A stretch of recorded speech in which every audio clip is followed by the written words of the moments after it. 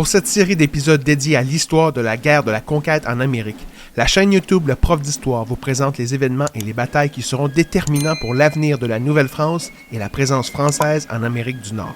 Cette guerre entre les 13 colonies britanniques et la Nouvelle-France se déroule entre 1754 et 1760, devenant une amorce à la guerre de 7 ans, considérée par plusieurs historiens comme la véritable première guerre à l'échelle mondiale. Nous sommes en 1754, dans la vallée de l'Ohio.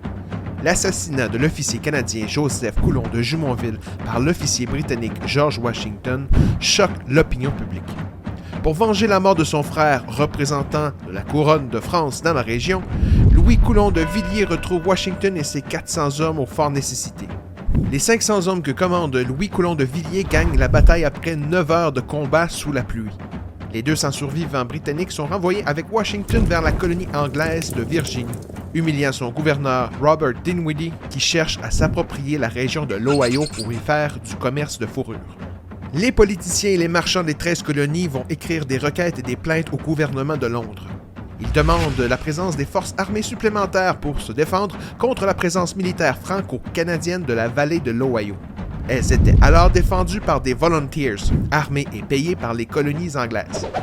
Durant l'automne de 1754, le gouvernement britannique accepte finalement de financer le recrutement et la formation de 2 nouveaux régiments de volontaires des colonies de New York et de Nouvelle-Angleterre, soit les 50 et 51e régiments d'infanterie.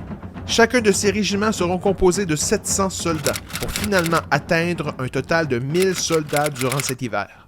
Ils s'ajouteront aux 3 régiments réguliers postés en Nouvelle-Écosse. Durant cette période, le 40e, le 45e et le 47e régiment d'infanterie britannique.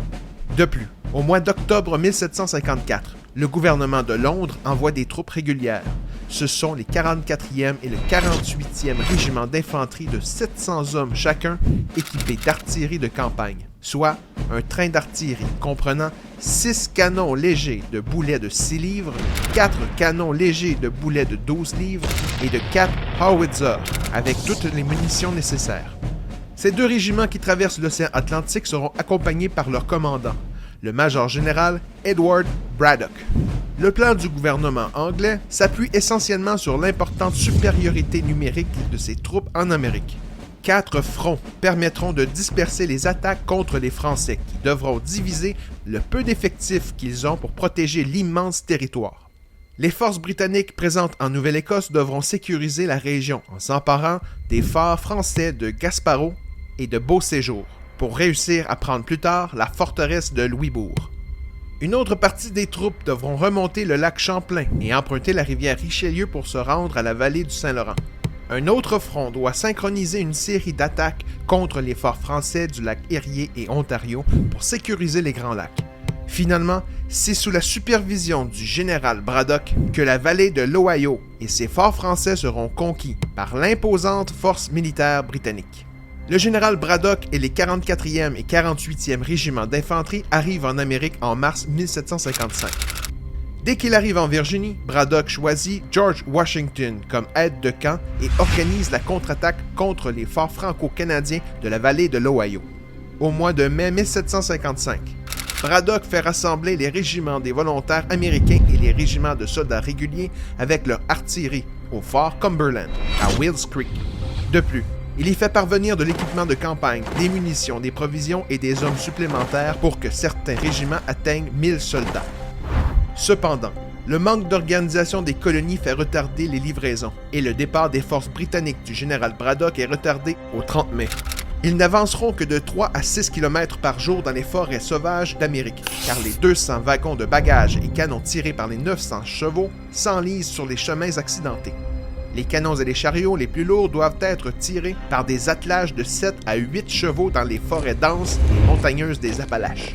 Le convoi peut s'étirer jusqu'à 6 km de long, sur un chemin de 3,6 mètres de large en moyenne que les troupes doivent eux-mêmes construire. Plusieurs non-combattants accompagnent aussi le convoi, telles les femmes de plusieurs officiers qui peuvent faire ralentir la marche. Pendant ce temps, le lieutenant-colonel Robert Monckton arrive à Boston pour organiser l'attaque des forts français à la frontière de la Nouvelle-Écosse. Le 2 juin 1755, Monckton commande les 270 soldats réguliers en plus des 2000 miliciens de la Nouvelle-Angleterre qui voyagent sur une flotte de 31 transports et de 3 navires de guerre de la Royal Navy. Ils se rendent à la rivière Mississauga en passant par le bassin de Cumberland au fin fond de la baie de Fundy. Durant la soirée, Monckton fait débarquer ses troupes et son artillerie pour s'approcher le plus possible du fort Beauséjour par le nord. Les défenseurs du fort, qui est toujours en construction, s'apprêtent à être assiégés. Les 150 soldats des troupes de la marine, la douzaine d'artilleurs et les 200 à 300 miliciens et guerriers autochtones du fort vont vaillamment résister durant près de 2 semaines. Avant l'arrivée de Monckton, le lieutenant acadien chargé de la défense du fort, Louis-Thomas Jacot de Fiémont, avait fait brûler les ponts et détruire les routes pour ralentir les forces britanniques. Le 4 juin 1755, alors que le pont de la rivière Mississauga est détruit par un groupe de 400 miliciens acadiens, de soldats des franges et de guerriers Micmac, les troupes britanniques arrivent sur les lieux en formation de combat. La majorité des forces françaises sont des miliciens acadiens, ayant aucune expérience avec des capacités de tir discutables et un moral fragile devant les forces anglaises. Après quelques tirs qui atteignent très peu de Britanniques, les tuniques rouges se mettent à tirer, ce qui fait fuir les miliciens. Malgré tout, ils ont réussi à terminer de détruire le pont sous le feu ennemi, et ce, sans subir de pertes. Monckton et ses troupes doivent donc reconstruire un pont pour réussir à traverser la rivière. Durant cette même nuit, le commandant du fort Beauséjour, Louis Dupont du Chambon de Végard, fait brûler toutes les maisons, magasins et édifices autour du fort pour ne pas qu'ils puissent servir d'abri à ceux qui viennent les assiéger. Démoralisés par la situation, les Acadiens du fort vont continuer de construire des fortifications avant l'arrivée des Anglais. Le 8 juin, les guerriers Micmac amènent avec eux un officier britannique qu'ils ont réussi à capturer. Ce dernier confirme que les troupes de Monckton transportent suffisamment de mortiers et de munitions pour détruire le fort. Le 11 juin, les forces britanniques creusent des tranchées sous la pluie pour se préparer au combat. Pour ralentir les travaux, une troupe de 180 hommes armés quitte le fort pour attaquer par surprise les Anglais. Toutefois, ils se font rapidement remarquer. Ils vont donc revenir au fort sans avoir eu l'occasion d'échanger des coups de feu. Avec l'avancée de Monckton qui s'apprête à bombarder le fort, le moral des Acadiens est bas et plus de 80 d'entre eux vont déserter leur position. Furieux, le commandant du Chambon va menacer ceux qui pensent fuir à leur tour. Au même moment, il reçoit des nouvelles de Louisbourg qui l'informe que les navires anglais autour de la forteresse empêchent l'envoi de renforts. La situation semble désespérée. Le 14 juin 1755, le fort est bombardé par les mortiers des troupes britanniques, en plus des canons des navires de la Royal Navy. Durant la nuit du 15 juin, les canons du fort Beauséjour se défendent en tirant plus de 140 boulets sur la flotte anglaise. Malgré cette courageuse résistance, les tirs des mortiers britanniques détruisent les abris et tuent de nombreux hommes. Le commandant du fort capitule le 16 juin 1755.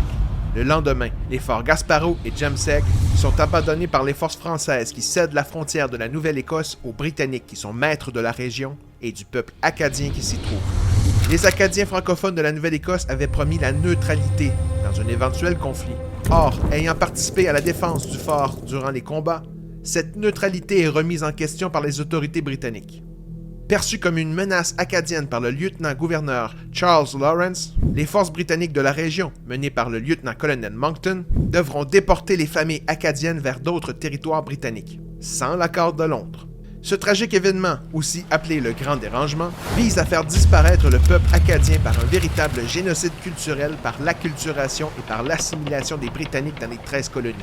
Dans les villages, les familles sont regroupées par l'armée dans les églises.